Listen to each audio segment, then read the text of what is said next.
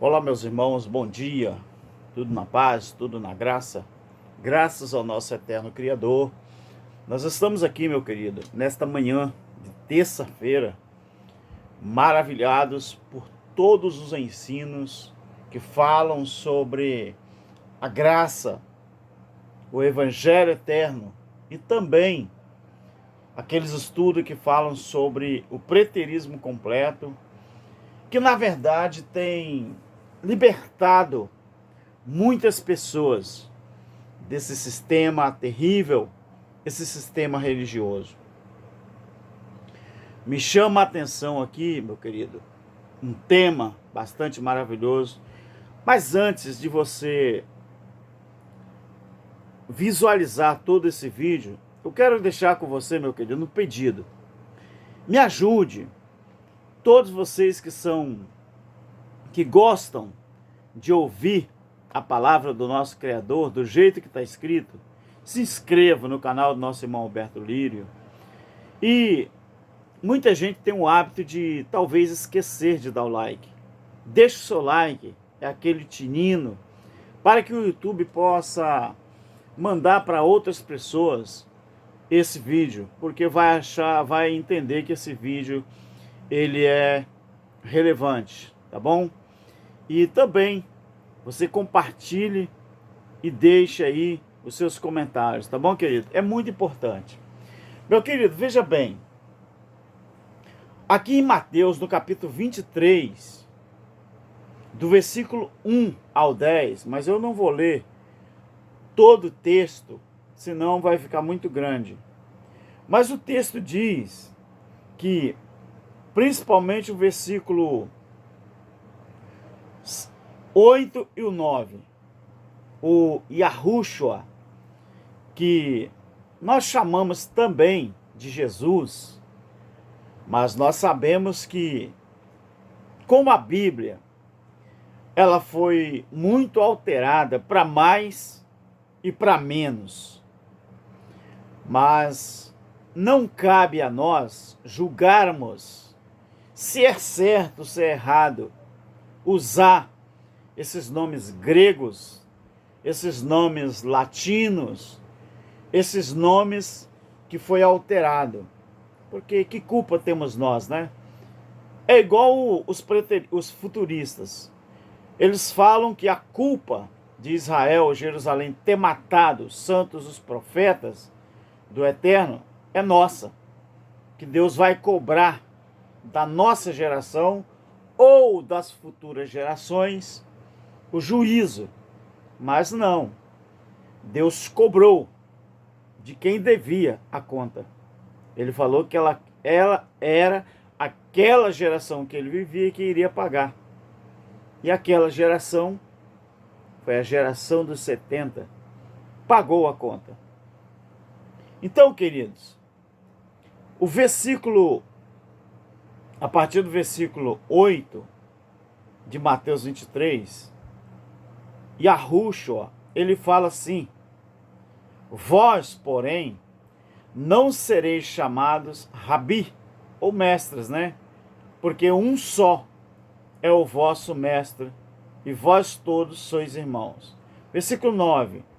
E a ninguém na terra chameis o vosso Pai, pois um só é o vosso Pai, aquele que está nos céus. E em João, no capítulo 1, do versículo 1 ao 12, mas eu não vou ler também todo o texto, João, capítulo 10, melhor, versículo 1 ao 12. Aqui, ele está dizendo, o mesmo Yahushua, ele está dizendo assim, o versículo 10. O ladrão vem somente para roubar, matar e destruir. Eu vim para que tenham vida, e vida em abundância. Ele diz assim: eu sou o bom pastor que dá a sua vida pelas ovelhas. Então, queridos, baseados nestes textos que eu li, eu posso garantir com toda certeza que os líderes religiosos são chamados de pastores, de mestres, hoje, eles não são e nunca foram pastor de ninguém. E eu faço aqui até um desafio para que eles provem o contrário. Esse título de pastor, esse título de mestre, depois do juízo, ele não tem mais validade. Porque só existe 2 tipos de pastores aqui na terra. Só existiu 2 tipos de pastores. E ainda existe, não é? Um é aquele que morreu pelos judeus, o Jesus de Nazaré, o Cristo ressuscitado, Yahushua, filho de Ialro. E o outro é aquele que enfrentou leões e enfrentou ursos para que as suas ovelhas não fossem mortas ou fossem devoradas, né? Mas agora, os devoradores são os próprios líderes religiosos. Mas esse pastor que enfrentou o urso e enfrentou ali o leão, ele fedia com o cheiro do deserto, o cheiro do capim, com o cheiro dos animais, com o cheiro das fezes dos animais. E vocês, que dizem que são pastores, vocês nunca foram pastores. O máximo que vocês conseguem ser, sabe o que é? Enganadores. Vocês dizem que são pastores, que são mestres, que são doutores em PhD, mas sabe por que vocês falam isso? Fique no vídeo, querido, e vocês vão se surpreender. Lembra no vídeo anterior que eu falei que ia falar sobre um pouquinho da língua portuguesa? Fique no vídeo, dê o seu like, que é muito importante, se inscreva no canal. Então esses caras que dizem que são pastores, que são líderes, eles não querem feder a suor. Eles não querem deixar de usar os melhores perfumes. Eles não querem deixar de ter os melhores apartamentos, as melhores faculdades para os seus filhos, para a sua esposa, para os seus netos. É porque empresa disfarçada de igreja, igreja disfarçada de empresa, é assim. Eles arrecadam o máximo que eles podem de dinheiro para formarem as suas famílias. Mas dinheiro de quem? Do trabalhador, do pedreiro, do pintor, do trabalhador que pega no serviço 4 horas da manhã, vai até 6 horas da tarde. Eles querem o dinheiro, sabe de quem? Do pescador, que vai para o mar e fica no mar 15 dias, 18 dias, 20 dias. Eles querem o dinheiro do médico que não conhece a palavra, não conhece a escatologia consumada. Eles querem o dinheiro daquele engenheiro que de tanto que ele trabalha na sua profissão, ele não tem tempo de estudar a Bíblia. Então ele não conhece a Bíblia do jeito que deveria conhecer. Eles querem o dinheiro dessas pessoas desavisadas. Não é só dos pobres que não têm uma profissão boa, não. Mas é dos ricos também, que não tem tempo de estudar a Bíblia. Então esses caras, eles querem carro importado, ternos engomados. Eles querem as melhores casas, os melhores apartamentos. Os seus templos têm que ser suntuosos. Para quê? Para conseguir chamar a atenção da mídia e chamar a atenção da população. Você não é pastor, meu querido. Você não é. Você é enganador. Você é um ladrão que tira dinheiro das pessoas em forma de dízimo e ainda diz que Deus é que manda. Vocês são tão enganadores que vocês não têm coragem de ler o livro de Malaquias, só tem 4 capítulos. E por que vocês não estudam, leem nos alçapões de vocês e manda as suas ovelhas, que vocês dizem que é ovelhas, lê do capítulo 1 até o capítulo 4, respeitando as colocações verbais, respeitando a primeira, a segunda e a terceira pessoa, tanto do plural como do singular, porque lá está escrito: quem me rouba é vós e toda a nação. Vós eram os sacerdotes, não era o crente do século 21. Então você não é pastor, você é aproveitador. Deixa eu te fazer uma pergunta, querido. Você já morreu por alguém? Você já morreu por alguém? Para você dizer que é pastor? Olha, Yahushua, ele está dizendo assim: eu sou o bom pastor. O bom pastor que dá a sua vida pelas ovelhas.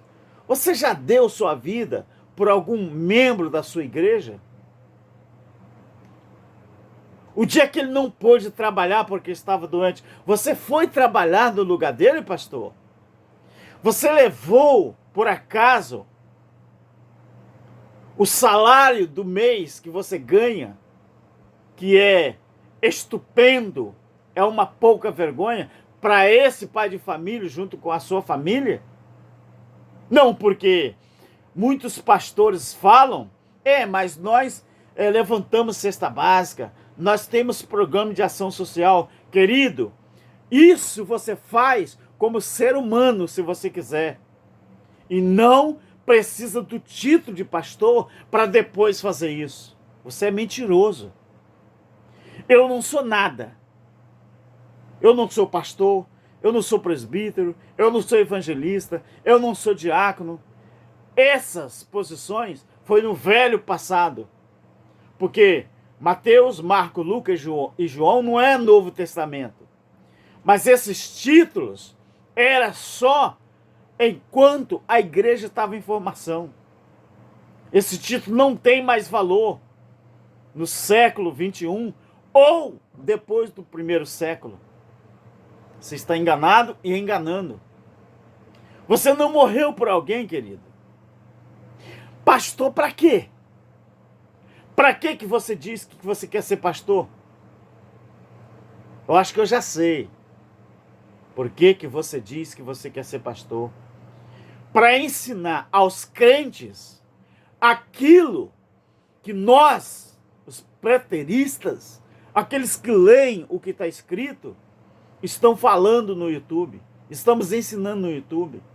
Outra coisa, você só consegue ensinar aquilo que os crentes têm preguiça de aprender. Aí fica fácil para você ensinar mentiras. Porque crente não tem hábito de estudar a Bíblia. O Filho do Eterno tem. O Filho do Criador tem. Mas essas coisas aqui foram acrescentadas, foram diminuídas. Não importa. Nós estamos lendo o que está escrito. Pelo menos nós ensinamos o que está escrito. Ou lemos. Nós não somos ensinador. Nós não ensinamos ninguém. Então você sabe, querido, por que você se acha pastor? Preste muito atenção nisso aqui que eu vou te dizer. Por que você se acha pastor? Porque a religião, ela trabalha com sensação. A religião, ela trabalha com sensação. As pessoas, elas têm a sensação de que você tem a prerrogativa da salvação. E isso não é verdade. Então, quando você se diz líder religioso, pastor de uma denominação, pastor de um CNPJ, as pessoas têm a sensação de que você tem a prerrogativa da salvação. As pessoas acham que só você, como líder, é que tem a verdade na sua mão, na sua cabeça, no seu coração. Mas isso não é verdade. Isso não é verdade. A prerrogativa da salvação está no nosso Yahweh, que mandou o filho dele, Yahushua, para morrer pelos pecados dos judeus. Então, se ele morreu pelo pecado do judeu, Mateus 15, 24, e também Mateus capítulo 10, 6 e 7, eu fui enviado somente para as ovelhas perdidas da casa de Israel, Mateus 15, 24. Então, você que diz que é líder, que é pastor, você só está nessa posição porque do dinheiro que você ganha.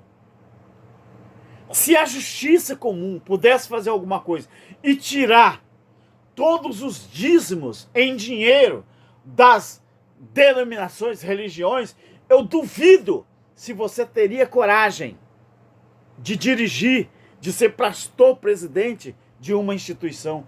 Eu duvido. Então, meu querido, se todos pudessem enxergar estas verdades, talvez as pessoas deixariam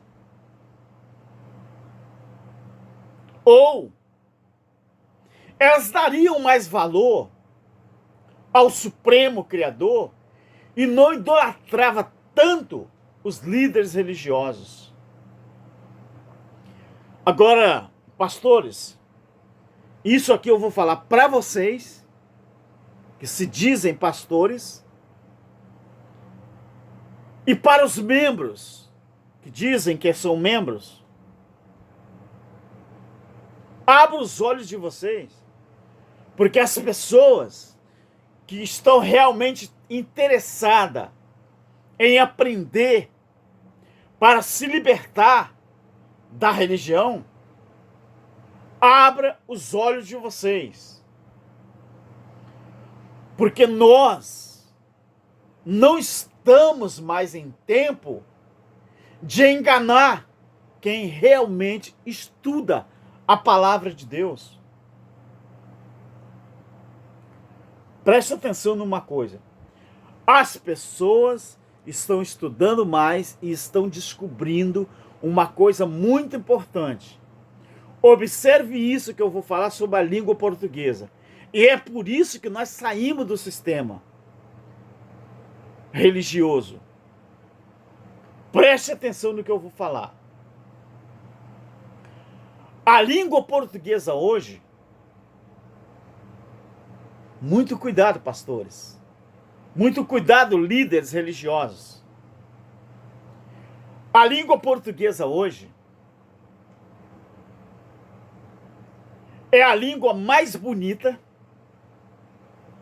mais verdadeira, e é a língua que você consegue desvendar verdades de mentiras.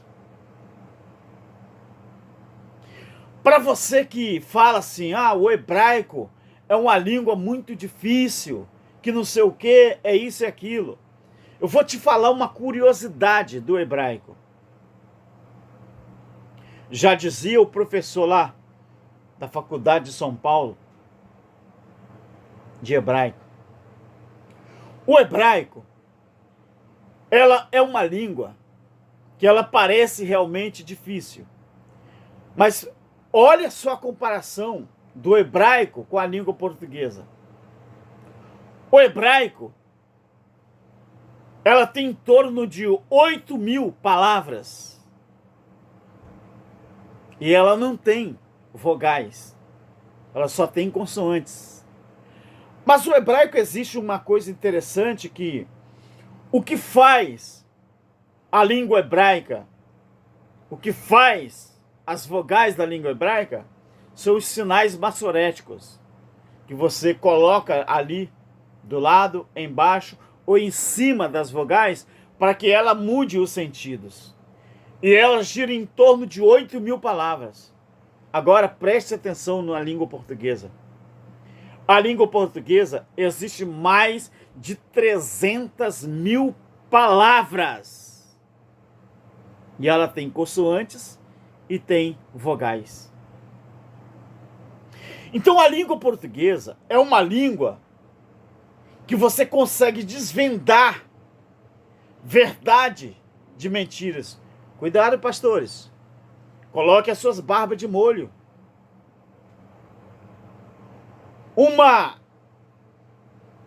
A língua portuguesa, você sabe que ela não é do Brasil.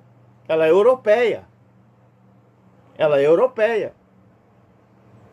Nós falamos o português, errado às vezes, mas é uma língua europeia. Ela não veio daqui não, meu filho. Ela veio do outro lado. Ela veio de longe. Então a língua portuguesa é uma nova língua. E ela, além de ser linda, ela é uma língua europeia que chegou aqui pelos europeus. E é a língua mais abençoada que existe. Por exemplo, de tão abençoada que ela é, se o teu filho mentir para você, através da gesticulação, dos trejeitos que o seu filho fala a mentira, você é capaz de captar que ele pregou mentira. Então a língua portuguesa é a única língua no reino da terra que ela precisa de timbre, ela precisa de velocidade e ela precisa de altura. Ninguém no mundo consegue imitar a língua portuguesa. Então a língua portuguesa, meu querido, ela é a única língua que você aprende a falar gaguejando. Lembra? A, E, I, O, U. Você vai juntando as palavras. A, I, ai. A, O, ao. A, E, ai. Você tem que gaguejar para aprender a língua portuguesa. Você sabe, pastores, seus enganadores, você sabe por que vocês conseguem enganar muita gente até hoje? Usando a Bíblia. Porque as pessoas, elas não conseguem nem ter acesso a um bom estudo da língua portuguesa. Essa classe de pessoas é uma vítima muito fácil de vocês enganar. Porque eles leem a Bíblia como se a Bíblia fosse escrita ontem. Aí é muito fácil, aí é um alvo fácil para vocês. Porque vocês leem a Bíblia e falam assim, tá vendo, meus irmãos? O que Deus está falando para nós, se fosse se fosse um preterista da vida e um cristão que estuda a Bíblia, ele perguntaria assim, pastor, mas esse vós que o senhor usou não é a primeira pessoa do plural? O senhor responderia sim. Aí essa pessoa falaria, pastor, mas esse vós é a segunda pessoa, quer dizer, esse vós, pastor, esse vós, ele não foi falado há 2.000 anos atrás? Sim, então ele não vale para nós, pastor. Esse vós aí, pastor, era quem estava ouvindo o remetente há 2000 anos atrás. É assim. Mas os pastores usam tanto a primeira, a segunda e a terceira pessoa do plural ou do singular como se fosse para nós. Aí é fácil enganar. Mas como disse lá o pastor, o nosso pastor não, ele não é pastor, o nosso irmão Geraldo Moraes, do canal Igreja em Espírito em Verdade, ele diz assim: desse reggae nós não comemos mais. Então, pastor, deixa eu falar uma coisa para vocês aqui e para vocês inscritos do meu canal. Muito importante que eu vou falar aqui. A falta de conhecimento,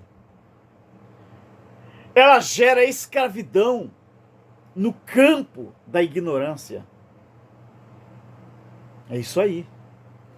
A falta de conhecimento, ela gera escravidão no campo da ignorância. É por isso que os pastores, eles dizem que são pastores. Porque quando a pessoa não tem conhecimento, aí, meu filho, é uma presa fácil para ser escravo no tempo ou no campo da sua ignorância.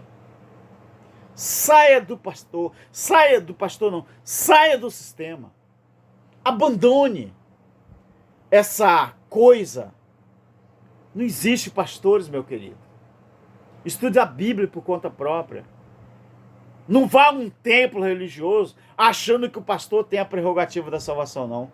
O próximo vídeo que eu vou trazer, eu vou falar sobre os escândalos no campo religioso que está na nossa cidade.